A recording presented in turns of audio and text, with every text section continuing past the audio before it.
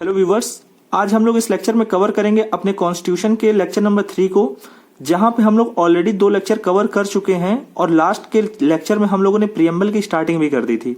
तो वहां पे जब हम लोगों ने स्टार्ट किया था, हम लोगों ने देखा था कि हमने we the people of India को समझा और हम एक तरफ सॉवरेनिटी को समझे। सॉवरेनिटी की जहां से स्टार्टिंग हो रही है, वहीं से हमारे कॉन्स्टिट्यूशन का नेचर भी स्टार्ट हो जा रहा है। तो कहा जाए कि हमारा संविधान का नेचर कैसा है, तो उसका पहला पॉइंट था सॉवरेनिटी। हमारा देश जो है सॉवरेन है, ठीक है। तो वहां पे हमने ये समझा था। इसी तरह 4 पॉइंट और बच रहे हैं, 4 शब्द और बच रहे हैं इसके बाद, जो हमारे नेचर को बताएंगे कॉन्स्टिट्यूशन के। तो आज के लेक्चर में हम यही 2 वर्ड्स और कवर करेंगे, जिसमें वर्ड का नाम होगा सोशलिस्ट और सेकुलरिज्म। तो इनको हम कवर करने की कोशिश करेंगे और इसके बाद आगे के लेक्चर्स में और टर्म्स को कवर करते हुए अपने प्रियम्बल को कवर करेंगे। तो डायरेक्टली मूव करते हैं टॉपिक के ऊपर और देखते हैं कि सोशलिस्ट वर्ड हमें क्या बताता है। तो इससे आगे बढ़ते हुए हम लोग देखते हैं सोशलिस्ट वर्ड को, जिसका मतलब होता है समाजवाद। इससे पहले कि हम आगे बढ़े, ये चीज समझ लीजिए कि 42nd अमेंडमेंट से प्रियम्बल में बस एक ही बार अमेंडमेंट हुआ है। कहने का मतलब प्रियम्बल में आज तक सिर्फ एक बार अमेंडमेंट हुआ है, और वो जो अमेंडमेंट हुआ है वो 42nd अमेंडमेंट से हुआ था, जहां पे 3 शब्दों को जोड़ा गया। एक सोशलिस्ट, दूसरा सेकुलर, तीसरा था इंटीग्रिटी। ये 3 शब्द जो है हमारे प्रियम्बल में ऐड हुए। 42nd हुआ सिर्फ एक बार अमेंडमेंट, उसके अलावा अभी तक नहीं हुआ। आगे बढ़ते हैं अपने पॉइंट के ऊपर, अपने टॉपिक के ऊपर, जो कि है सोशलिस्ट। ठीक है, अब ये वर्ड क्या कहता है? इस वर्ड की बहुत सी कहानियां हैं। देखिए, सोशलिस्ट वर्ड कहीं ना कहीं कहां से निकल के आ रहा है? सोसाइटी से। बात होगी सोसाइटी की, बात होगी हमेशा किसकी? सोसाइटी की। सोसाइटी की ही ग्रोथ होगी हमेशा। ग्रोथ किसकी होगी? सोसाइटी की। हम किसी एक पर्सन की ग्रोथ नहीं करवाएंगे, हमें इतना टाइम नहीं है कि हम एक पर्सन के ऊपर इतना ध्यान दे दें। तो कहने का मतलब अब यही कॉन्सेप्ट हमें एक पर्सन और सोसाइटी यही चलेगा थोड़ा अभी। तो बात हमें सिर्फ सोसाइटी को लेकर करनी है, सोसाइटी ग्रोथ करनी है। जब भी सोसाइटी का हमें भला करना होगा, सोसाइटी को आगे बढ़ाना होगा, तो हमेशा वर्ड जुड़ जाएगा सोशलिस्ट या सोशलिज्म। तो इसको अब देखते हैं। जब भी सोशलिज्म विचारधारा अगर आगे बढ़ेगी, टूटेगी, तो ये 2 पार्ट में हमेशा टूटती है। पहला इसका जो पार्ट होता है वो होता है कम्युनिस्टिक विचारधारा, कम्युनिस्टिक सोशलिज्म। दूसरा होता है डेमोक्रेटिक विचारधारा, डेमोक्रेटिक वाला सोशलिज्म। तो जब भी कम्युनिस्टिक वाली जो सोच होती है, उनका कहना होता है कि ये देखिए, प्राइवेट पर्सन को तो हम मानते नहीं है, किसी सिंगल पर्सन को हम नहीं जानते कुछ, हम सिंगल पर्सन के ऊपर हमें भरोसा नहीं। क्यों? क्योंकि अगर सिंगल पर्सन है, वो काहे किसी का भला करेगा भाई? वो आया ही है, सिंगल का मतलब आप प्राइवेट पर्सन समझ लीजिए। वो प्राइवेट पर्सन, कभी भी कोई बॉडी आएगी तो हमेशा अपना प्रॉफिट ही तो करने आएगी, वो उसको क्या मतलब समाज से। तो इसलिए माना गया कि भैया हम सिंगल पर्सन को कोई जिम्मेदारी नहीं, हम सब कुछ करेंगे बस समाज के लिए। किसके लिए? सोसाइटी के लिए। तो सोसाइटी के लिए भला करेगा कौन? सोसाइटी में तो हर सिंगल पर्सन है, तो इनका कौन भला करेगा? अब तो इनका भला करेगा गवर्नमेंट हमेशा। कभी भी कोई प्राइवेट पर्सन आके सोसाइटी का भला नहीं कर सकता। वो आएगा तो गवर्नमेंट के थ्रू ही भला होगा हमेशा। गवर्नमेंट हमेशा पब्लिक वेलफेयर में काम करती है, इसको प्रॉफिट बनाने से कोई मतलब नहीं है। तो जब भी इनका ये मानना है कि हम गवर्नमेंट को ही वरीयता दें, हमारे यहाँ सिर्फ गवर्नमेंट के पास ही सारे रिसोर्स होंगे। मतलब रिसोर्सेज का कंट्रोल किसी ह्यूमन बीइंग, किसी एक सिंगल इंडिविजुअल के पास नहीं होगा। रिसोर्सेज का कंट्रोल होगा, मेन जो अल्टीमेट जो ओनर है वो गवर्नमेंट होगी। सारे रिसोर्सेज गवर्नमेंट के कंट्रोल में। तो रिसोर्सेज जब गवर्नमेंट के कंट्रोल में होंगे, तो रिसोर्सेज फिर ये बांटेगी भी तो सबको, जिसको जैसी जरूरत है उसी के हिसाब से सबको बांट देगी। और ये जब बांट देगी तो यहीं पे हो जाएगा नेशनलाइजेशन।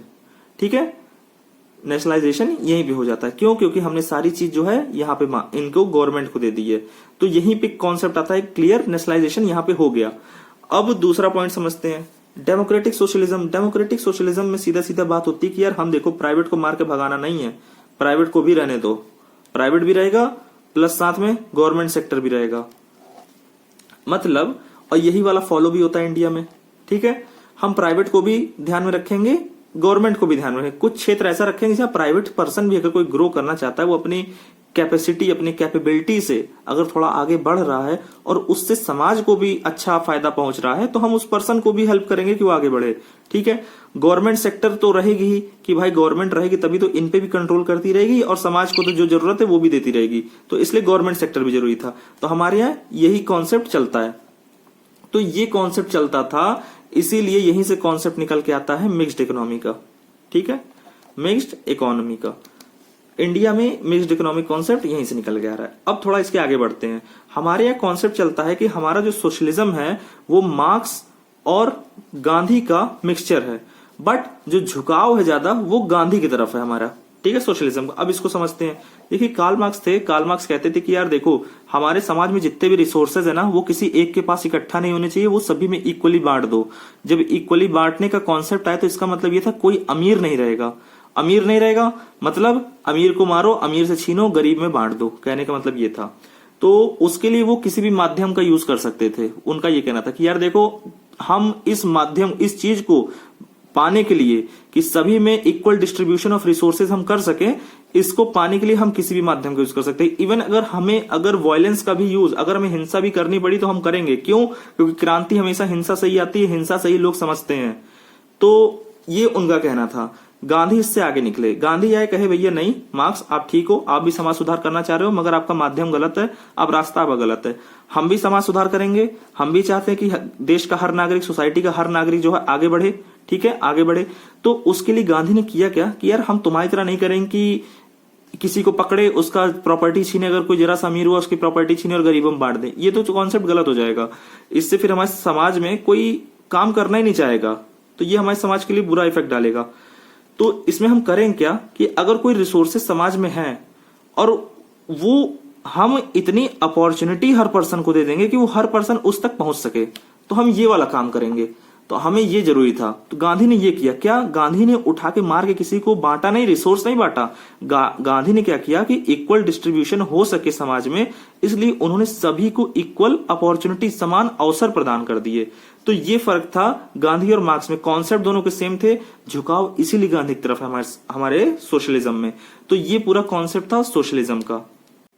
तो अब हम लोग बढ़ते हैं अपने नेक्स्ट टर्म के ऊपर जो है सेकुलरिज्म। सेकुलरिज्म मतलब सेकुलर मीन्स धर्मनिरपेक्ष या पंथ निरपेक्ष। जब भी आप पॉलिटी पढ़ेंगे तो आपको जो है पंथ निरपेक्ष के बजाय धर्मनिरपेक्ष लिखा ज्यादा दिखेगा, बट एक्चुअली में जो हम लोगों ने समझा है वो पंथ निरपेक्ष वर्ड ही है कानूनी रूप से। तो ये भी डिफरेंस हम लोग इस लेक्चर में, इस पॉइंट में कवर करेंगे, इसको भी समझेंगे और एक्चुअली में है क्या सेकुलरिज्म इसको भी समझते हैं। तो जो वर्ड जुड़ा सेकुलर, तो सेकुलर का मतलब क्या है? बोला जाता है ना कि हमारा देश सेकुलर है, तो इसका मतलब क्या है? इसका मतलब सीधा सा बस ये है कि हमारा देश जो है कोई किसी भी धर्म को अपना राष्ट्रीय धर्म घोषित नहीं करेगा, मतलब नेशनल रिलीजन इंडिया का कोई भी नहीं होगा। दूसरी चीज, आदमी यहीं पे, ज्यादातर लोग यहीं पे छोड़ देते हैं, उनको लगता है कि बस इतना ही है सेकुलरिज्म, बट नहीं, इसके भी आगे है। जो गवर्नमेंट होगी वो सारे धर्मों के लिए, जितने भी धर्म हैं उनके बेटरमेंट के लिए, उनके बेनिफिट के लिए और उनकी ग्रोथ के लिए हर पॉसिबल हेल्प करेगी, हर पॉसिबल काम को करेगी। तो ठीक है, सबकी हेल्प भी करनी है, सबको ग्रोथ भी करवानी है सभी की, कि सभी फलते फूलते रहें, जिससे हमारे देश की डाइवर्सिटी मेंटेन रहे। तो ये मेन रोल है हमारे सेकुलरिज्म का। अब इस पे इसके मेन यही दो चीज हैं। अब इसके बाद आते हैं जो विवाद चलता है धर्मनिरपेक्ष और पंथ निरपेक्ष को लेके कि आखिर सही टर्म है क्या, तो इसको भी देख लेते हैं। जब भी बात आती है धर्मनिरपेक्ष की और एक तरफ बात आएगी पंथ निरपेक्ष की,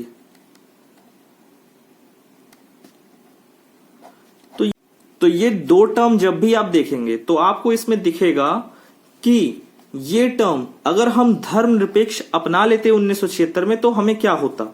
धर्मनिरपेक्ष का मतलब कि यार आप बस रिलीजन को ही ध्यान देते, आप बस रह गए सीमित रिलीजन तक, धर्म तक, कि हिंदू, मुस्लिम, ईसाई, तो ये सब जितने भी अदर रिलीजन है बस आप वहीं तक रह गए। बट जब पंथ निरपेक्ष की तरफ आते हैं तो इसमें रिलीजन तो इंक्लूड है ही, इसके अलावा कई अदर चीजें में, कोई सेक्ट हो सकता है, कोई अदर कम्युनिटी हो सकती है, कोई अदर विचारधारा हो सकती है, ठीक है, तो कुछ भी इसमें इंक्लूड था।